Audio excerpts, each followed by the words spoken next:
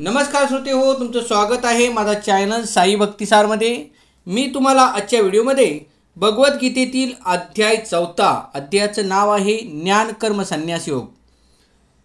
या ज्ञान कर्म संन्यास योगातील आपण श्लोक नंबर 5 पर्यंत आलो होतो। या व्हिडिओमध्ये श्लोक नंबर 6 पासून पुढे जाणार आहोत। श्लोक आणि त्याचा अर्थ। जर चॅनलवरती नवीन असाल तर चॅनल सबस्क्राइब करा। व्हिडिओ आवडला तर लाईक करा, शेअर करा, तसेच कमेंट करा। कमेंट बॉक्समध्ये ओम नमो भगवते वासुदेवाय द्या। श्री गणेशाय नमः, श्री सरस्वती नमः, ओम नमो भगवते वासुदेवाय नमः, ओम नमः शिवाय, ओम साईनाथाय नमः। आजोजपि सन्न्यवयात्मा भूतानामीश्वरोऽपि सनम् प्रकृतिं सामधिष्ठाय संभवाम्यात्ममायया।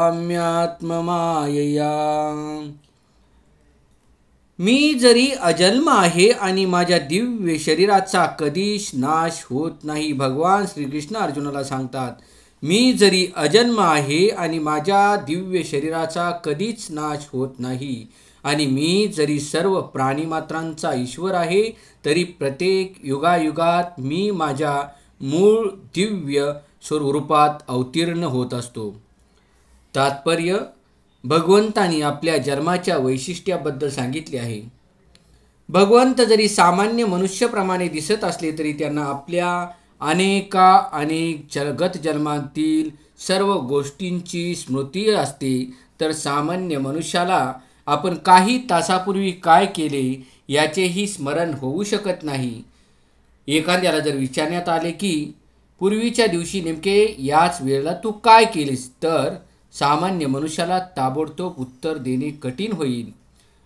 पूर्वीच्या दिवशी याच वेळेला आपण नेमके काय करीत होतो हे आठवण्यासाठी त्याला नक्कीच आपल्या स्मृतीला बराच ताण द्यावा लागेल।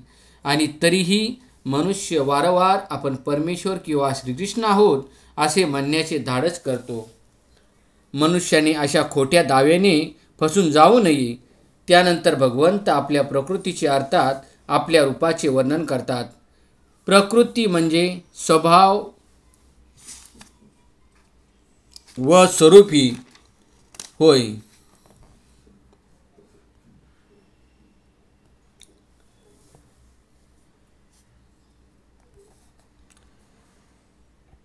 भगवंत सांगतात की ते आपल्या स्वतः देहात अवतीर्ण होतात।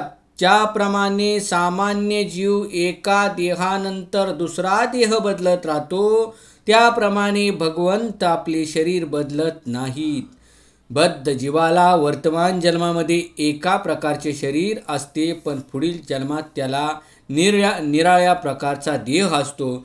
भौतिक जगात जीवाचे ठराविक शरीर नसते, तर जीव हा एका शरीरातून दुसऱ्या शरीरात स्थानांतर करतो। परंतु भगवंत असे देहांतर करीत नाहीत। जेव्हा ते अवतीर्ण होतात तेव्हा ते आपल्या अंतरंगा शक्तीद्वारे मूळ देहामध्येच अवतीर्ण होतात। दुसऱ्या शब्दात सांगायचे तर या भौतिक जगतात श्रीकृष्ण द्विभुज वेणुधारी मूळ शाश्वत रूपात अवतरित होतात। ते भौतिक जगाने दूषित न होता आपल्या मूळ शाश्वत रूपातच अवतरित होतात। ते जरी आपल्या दिव्य देहाने अवतरित होत असले व पूर्ण ब्रह्मांडाचे स्वामी असले तरी ते एखाद्या साधारण जीवाप्रमाणे जन्म घेत असल्याचे दिसते। आणि जरी त्यांचे शरीर भौतिक शरीराप्रमाणे विनाशी नसले तरी भगवान श्रीकृष्ण बाल्य अवस्थेतून कौमार्य अवस्थेमध्ये आणि कौमार्य अवस्थेमधून तारुण्य अवस्थेमध्ये वाढत असल्याचे दिसून येते। पण आश्चर्य म्हणजे तारुण्य अवस्थेमध्ये त्यांची कधीच वाढ होत नाही। कुरुक्षेत्राच्या युद्धाच्या वेळी श्रीकृष्णांना घरी पुष्कळ नातवंडे होती, किंवा दुसऱ्या शब्दात सांगायचे तर भौतिकदृष्ट्या त्यांचे बरेच वय झाले होते, तरीही ते 20 किंवा 25ल्या तरुणाप्रमाणे दिसत होते। आपल्याला श्रीकृष्णांचे वृद्धावस्थेतील चित्र कधीच आढळत नाही, कारण ते आपल्याप्रमाणे कधीच वृद्ध होत नाहीत। वास्तविकपणे भूत, वर्तमान, भविष्य या तिन्ही काळातील अखिल सृष्टीत भगवान पुराणपुरुष आहेत। त्यांचे शरीर किंवा बुद्धी कधीच विचली बदलत नाही किंवा नाश ही पावत नाही। म्हणून भगवंत भौतिक जगतात असले तरी हे स्पष्ट आहे की ते अजन्मा सच्चिदानंद आहेत आणि त्यांचे दिव्य शरीर बुद्धी कधीच बदलत नाही. वास्तविकपणे त्यांचा आविर्भाव आणि तिरोभाव हा सूर्याचा उदय, आपल्यासमोर होणारे गमन आणि आपल्या दृष्टीपासून होणाऱ्या अस्ताप्रमाणे आहे. सूर्य दृष्टीआड झाल्यावर आपल्याला वाटते की सूर्यास्त झाला आणि जेव्हा सूर्य आपल्या डोळ्यासमोर असतो तेव्हा तो आपल्याला क्षितिजावर असल्याचे वाटते. वास्तविकपणे सूर्य नेहमी एकाच ठिकाणी स्थित असतो, पण आपल्या सदोषाने आपण अपूर्ण इंद्रियामुळे आपण सूर्याच्या उदयाची आणि अस्ताची कल्पना करतो आणि भगवान श्रीकृष्णांचा आविर्भाव आणि तिरोभाव हा सामान्य जीवाहून पूर्णपणे भिन्न असल्याकारणाने ही सिद्ध होते की ते आपल्या अंतरंगा शक्तीमुळे सच्चिदानंद आहेत आणि भौतिक प्रकृतीमुळे ते कधीच प्रभावित होत नाहीत. वेद ही निश्चितपणे पुष्टी देतात की पुरुषोत्तम श्री भगवान ही अजन्म आहेत, तरीही ते अनेकाविध रूपामध्ये प्रकट होण्यासाठी अवतरित होतात. वैदिक परिशिष्ट साहित्यात निश्चितपणे सांगण्यात आले आहे की भगवंत जरी जन्म घेताना दिसले तरी त्यांच्या शरीरात बदल होत नाही. श्रीमद भागवतात ते आपल्या मातेसमोर षडैश्वर्य पूर्ण चतुर्भुज नारायण म्हणून अवतरित होतात. भगवंताचे मूळ रूपात अवतीर्ण होणे म्हणजे त्यांच्या जीवावरील अहैतुकी कृपाच होय. यामुळे जीव निर्विशेषवादी लोकांना चुकीचे वाटणाऱ्या मानसिक तर्कवितर्क किंवा कल्पनेवर आधारित रूपावर ध्यान न करता भगवंताच्या मूळ रूपावर ध्यान करू शकतात. विश्वकोश शब्दकोशानुसार माया किंवा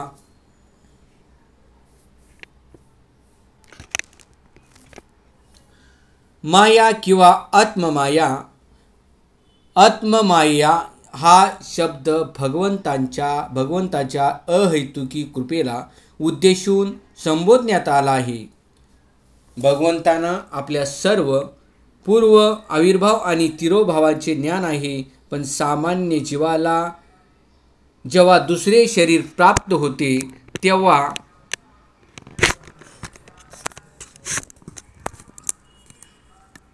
त्याला आपल्या पूर्व शरीराबद्दलच्या सर्व गोष्टीचे विस्मरण होते.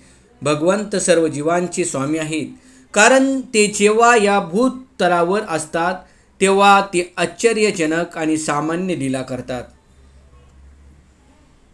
म्हणून भगवंत हेच परमसत्य आहेत आणि त्यांचे रूप आणि आत्मा किंवा त्यांचे गुण आणि शरीर यामध्ये काहीही भेद नाही. या ठिकाणी असा प्रश्न उद्भवू शकतो की भगवंत आविर्भूत आणि तिरोभूत का होतात, याचे विवेचन पुढील श्लोकात करण्यात आले आहे. श्लोक नंबर 7. तर श्रोते हो, हा श्लोक नंबर 7 आणि 8 आहे तो महत्त्वाचा आहे. तर मी हा श्लोक नंबर 7 वाचतोय. यदा यदा हि धर्मस्य ग्लानिर्भवति भारत अभितानाम धर्मस्य तदात्मानं सृजाम्यहम. भगवान श्रीकृष्ण म्हणतात, जेव्हा जेव्हा आणि जेथे जेथे धर्माचरणाचा ह्रास होतो आणि अधर्माचे वर्चस्व होते त्यावेळी हे भरता म्हणजे अर्जुनाला म्हणतात, त्यावेळी हे भरता मी स्वतः अवतीर्ण होतो. तात्पर्य या ठिकाणी सृजामी हा शब्द अत्यंत महत्त्वपूर्ण आहे. सृजामी शब्द निर्मिती किंवा उत्पत्ती या अर्थाने वापरता येत नाही, कारण पूर्वीच्या श्लोकानुसार भगवंताची सर्व रूपे शाश्वतरीत्या अस्तित्वात असल्यामुळे त्यांच्या रूपांची किंवा शरीरांची निर्मिती होण्याचा प्रश्नच उद्भवत नाही. म्हणून सृजामी शब्दाचा अर्थ असा आहे की भगवंत स्वतःच्या मूळ रूपात जसे आहेत तसे स्वतःला प्रकट करतात. भगवंत ठराविक कालांतराने अवतरित होत असतात. ज्याप्रमाणे भगवान श्रीकृष्ण ब्रह्मदेवाच्या एका दिवसात 7व्या मनूच्या 28व्या चतुर्युगाच्या द्वापार युगाच्या शेवटी अवतीर्ण झाले, पण तरीही अशा नियमाचे पालन करण्यास ते बाध्य नाहीत, कारण ते आपल्या इच्छेनुसार कोणतेही कार्य करण्यास स्वतंत्र आहेत. म्हणून जेव्हा अधर्माचे वर्चस्व होते आणि वास्तविक धर्माचा लोप होतो तेव्हा भगवंत स्वतःच्या इच्छेनुसार अवतरित होतात. धर्माची तत्वे वेदामध्ये सांगण्यात आली आहेत आणि वेदामध्ये सांगण्यात आलेल्या नियमांचे उल्लंघन केल्याने मनुष्य अधार्मिक बनतो. श्रीमद भागवतात सांगण्यात आले आहे की ही धर्मतत्वे म्हणजे भगवंतांचे नियम आहेत. केवळ भगवंतच धर्माची स्थापना करू शकतात. मूल्यतः वेद ही भगवंतांनी ब्राह्मदेवाला त्यांच्या हृदयामध्ये सांगितले. म्हणून धर्मतत्वे म्हणजे साक्षात पुरुषोत्तम श्री भगवान यांच्या आज्ञाच आहेत. या तत्वाचे स्पष्ट विवेचन संपूर्ण भगवद्गीतेत करण्यात आले आहे. भगवंतांच्या आज्ञेनुसार धर्मतत्वांना स्थापित करणे हाच वेदाचा उद्देश आहे. आणि गीतेच्या शेवटी भगवंत स्वतःच आज्ञा देतात की त्यांना शरण जाण्यावाचून इतर कोणतेही परमोच्च धर्मत्व नाही. वैदिक तत्वे मनुष्याला भगवंतांना पूर्णपणे शरण जाण्यासाठी प्रवृत्त करतात. आणि अशा तत्वामध्ये जेव्हा आसुरी लोक विघ्ने आणतात तेव्हा भगवंत अवतार धारण करतात. श्रीमद भागवतावरून आपल्याला कळून येते की ब्रह्मदेव हे भगवान श्रीकृष्णाचे अवतार आहेत. जेव्हा भौतिकवादाचा सुळसुळाट आला होता आणि भौतिकवादी लोक वेद प्रमाणांचा स्वतःसाठी उपयोग करीत होते तेव्हा भगवान बद्ध अवतरित झाले होते. वेदामध्ये विशिष्ट हेतूकरता जरी पशुयज्ञासंबंधी काही नियामक विधिविधाने आहेत तरी जे आसुरी प्रवृत्तीचे लोक होते ते वैदिक सिद्धांतांना न जुमानता पशुयज्ञ करीत होते. या अनाचाराचा अंत करण्यासाठी आणि वेदांच्या अहिंसक तत्वांची स्थापना करण्यासाठी भगवान बुद्ध अवतरित झाले होते. म्हणून भगवंताच्या प्रत्येक अवताराचे विशिष्ट कार्य असते आणि या सर्व अवताराचे वर्णन धर्मशास्त्रात करण्यात आले आहे. जोपर्यंत शास्त्रामध्ये एखाद्याचा अवतार म्हणून उल्लेख करण्यात आलेला नाही तोपर्यंत कोणाचाही अवतार म्हणून स्वीकार करू नये. भगवंत केवळ भारतभूमीतच अवतरित होतात ही वस्तुस्थिती नाही. ते कोठेही आणि केव्हाही त्यांच्या इच्छेनुसार अवतरित होऊ शकतात.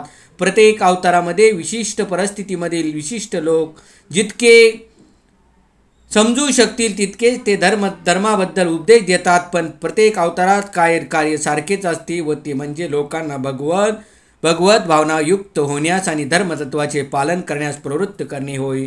काही वेळा ते स्वतः अवतरित होतात तर काही वेळा ते आपल्या प्रामाणिक प्रतिनिधीला आपला पुत्र किंवा सेवक म्हणून पाठवितात किंवा वेषांतर केलेल्या रूपात स्वतःच प्रकट होतात. भगवद्गीतेतील सिद्धांत अर्जुनाला सांगण्यात आले होते तसेच ते इतर उन्नत व्यक्तींनाही उद्देशून होते. कारण अर्जुन हा जगातील इतर कोणत्याही प्रदेशातील सामान्य मनुष्यांच्या तुलनेत अत्यंत प्रगत होता. 2+4 होतात हा गणिती सिद्धांत ज्याप्रमाणे प्राथमिक विद्यार्थ्याच्या अंकगणित वर्गामध्ये लागू पडतो त्याचप्रमाणे तो सिद्धांत प्रगत विद्यार्थ्यांच्याही वर्गामध्ये लागू पडतो. तरीही श्रेष्ठ आणि कनिष्ठ गणित असतेच. म्हणून याप्रमाणे भगवंताच्या प्रत्येक अवतारामध्ये सारखेच सिद्धांत शिकवले जातात पण निरनिराळ्या परिस्थितीनुसार ते श्रेष्ठ अथवा कनिष्ठ असल्याप्रमाणे दिसून येतात. धर्माच्या उच्च सिद्धांतांचा प्रारंभ पुढे सांगितल्याप्रमाणे सामाजिक जीवनातील वर्णाश्रम पद्धतीचा स्वीकार केल्याने होतो. सर्वत्र कृष्ण भावनेची जागृती करणे हे अवतार कार्याचे प्रयोजन आहे. अशी भावना केवळ निरनिराळ्या परिस्थितीमध्ये अप्रकट किंवा प्रकट होते. श्लोक नंबर 8 ज्याप्रमाणे मी तुम्हाला बोललो होतो श्लोक नंबर 7 आणि 8 परित्राणाय साधूनां विनाशायच दुष्कृतां धर्मसंस्थापनार्थाय संभवामि युगे युगे. भगवान श्रीकृष्ण म्हणतात भक्ताचा उद्धार करण्याकरता आणि दुष्टांचा विनाश करण्याकरता तसेच धर्माची पुनर्स्थापना करण्याकरता मी स्वतः युगायुगात प्रगट होतो. तात्पर्य भगवद्गीतेनुसार साधू म्हणजे कृष्ण भावना भावित मनुष्य होय. एखादा मनुष्य अधार्मिक आहे असे दिसू शकते पण जर तो कृष्ण भावनेच्या गुणांनी संपूर्णपणे युक्त असेल तर त्याला साधू समजले पाहिजे आणि ते कृष्ण भावनेची मुळीच पर्वा करीत नाही. त्यांना दुष्कृताम हा शब्द लागू पडतो. असे दुष्ट किंवा दुष्कृताम लोक भौतिक शिक्षणाने जरी विभूषित असले तरी त्यांचे वर्णन मूर्ख आणि मानव जातीतील अत्यंत निकृष्ट म्हणून करण्यात आले आहे. परंतु जे पूर्णपणे कृष्ण भावनेमध्ये संलग्न नाहीत ते जरी अशिक्षित किंवा असंस्कृत असले तरी त्यांना साधू म्हणून मानले पाहिजे. नास्तिक लोकांबद्दल सांगायचे तर ज्याप्रमाणे रावण आणि कंस या असुरांचा विनाश करण्यासाठी स्वतः भगवंतांना अवतरित व्हावे लागले, त्याप्रमाणे नास्तिक लोकांचा विनाश करण्यासाठी त्यांना स्वतः अवतरित होण्याची आवश्यकता नाही. असुरांचा विनाश करण्यास समर्थ असे भगवंताचे अनेक प्रतिनिधी आहेत, परंतु आपल्या अनन्य भक्तांच्या सांत्वनार्थ ते विशेष करून अवतरित होतात. कारण असुरी लोक भक्तांचा नेहमी छळ करीत असतात. एखादा भक्त जरी असुराचा नातलग असला तरी असुराकडून त्या भक्ताचा छळ होतो. प्रल्हाद महाराज जरी हिरण्यकशिपूचे पुत्र असले तरी त्यांच्या पित्याकडून त्यांचा छळ झालाच. श्रीकृष्णांची माता देवकी जरी कंसाची बहीण असली तरी तिचा आणि तिचे पती वासुदेव यांचा कंसाने एवढ्यासाठी छळ केला की त्यांच्या पोटी श्रीकृष्णांचा जन्म होणार होता. म्हणून भगवान श्रीकृष्ण मुख्यतः कंसाचा वध करण्यापेक्षा देवकीचा उद्धार करण्यासाठी अवतरित झाले, पण दोन्ही कार्य त्यांनी एकाच वेळी केली. यास्तव या ठिकाणी सांगण्यात आले आहे की भक्ताचा उद्धार आणि दुष्ट असुरांचा विनाश करण्याकरता भगवंत विविध अवतार धारण करतात. कृष्णदास कविराज कृत्य चैतन्य चरितामृतात खालील श्लोकामध्ये अवतार विषयक तत्वांचा सारांश दिला आहे. सृष्टी हेतु यही मूर्ति प्रपंचे अवतरे से ईश्वर मूर्ति अवतार नाम धरे मायादीत परव्यय में सबार अवस्थान विश्वे अवतरी धरे अवतार नाम. भौतिक सृष्टी प्रकट होण्याकरता भगवत धामातून भगवंताचा अवतार होतो. याप्रमाणे भगवंताचे जे विशिष्ट रूप अवतरण होते त्यालाच अवतार म्हटले जाते. असे अवतार भगवत धामात पर ओमात स्थित असतात. ते जेव्हा भौतिक सृष्टीत प्रकट होतात तेव्हा त्यांना अवतार म्हणून संबोधले जाते. पुरुष अवतार, गुणावतार, लीलावतार, शक्त्यावेश अवतार, मन्वंतर अवतार आणि युगावतार अशा अवतारांचे विविध प्रकार आहेत आणि ते सर्व संपूर्ण विश्वामध्ये ठराविक वेळी अवतरित होत असतात. पण भगवान श्रीकृष्ण हेच आद्यपुरुष आहेत आणि तेच सर्व अवतारांचे मूळ आहेत. भगवान श्रीकृष्ण आपल्या विशुद्ध भक्तांच्या दुःखांचे निवारण करण्यासाठी विशेष करून अवतरित होतात. हे शुद्ध भक्त भगवंतांना त्यांच्या मूळ वृंदावन लीलामध्ये पाहण्यात अत्यंत उत्सुक असतात. म्हणून कृष्ण अवताराचे मुख्य प्रयोजन त्यांच्या अनन्य भक्तांना संतुष्ट करणे हे आहे. भगवंत सांगतात की ते प्रत्येक युगात अवतीर्ण होतात. यावरून दर्शित होते की कलियुगात ते अवतरित होतात. श्रीमद भागवतात सांगितल्याप्रमाणे कलियुगातील अवतार म्हणजे भगवान श्री चैतन्य महाप्रभू आहेत. श्री चैतन्य महाप्रभूंनी सहकीर्तन आंदोलनाद्वारे कृष्ण भक्तीचा प्रसार केला आणि संपूर्ण भारतभर कृष्ण भावना पसरवली. त्यांनी अशी भविष्यवाणी केली की या संकीर्तन आंदोलनाचा प्रचार जगामध्ये सर्वत्र नगरोनगरी आणि खेडोपाडी होईल. भगवान श्री चैतन्य महाप्रभूचा भगवान श्रीकृष्णांचे अवतार म्हणून उपनिषदे, महाभारत, भागवत इत्यादी शास्त्रांच्या गोपनीय प्रकरणात प्रत्यक्षपणे नव्हे तर गुप्त वर्णन करण्यात आले. हे श्री चैतन्य महाप्रभूंच्या संकीर्तन आंदोलनाद्वारे भगवान श्रीकृष्णांचे भक्त अत्यंत आकर्षित होतात. भगवंताचा हा अवतार दुष्टांचा वध करीत नाही तर आपल्या अहेतुकी कृपेद्वारे त्यांचा उद्धार करतो. पुंडलिकावृत श्री ज्ञानदेव तुकाराम पंढरनाथ महाराज गोपाळ कृष्ण महाराज सांबचरण महादेव कैलासपती. ओम नमो भगवते वासुदेवाय नमः. ओम नमः शिवाय. ओम साईनाथाय नमः. श्रोते हो, मी तुमचा इथेच निरोप घेतो. पुढच्या व्हिडिओमध्ये मी तुम्हाला श्लोक नंबर 9 पासून श्लोक आणि त्याचा अर्थ सांगणार आहे. तसेच मला या व्हिडिओमध्ये तुम्हाला सांगायचं आहे, बरेच कमेंट येतात की ही भगवद्गीता कोणती आहे. तर ही भगवद्गीता भक्तिवेदांत स्वामी यांनी लिहिलेली आहे आणि याचं मराठीमध्ये ट्रान्सलेशन हे आचार्य विनोबा भावे यांनी केलेलं आहे. मी तुमचा आता निरोप घेतो. धन्यवाद.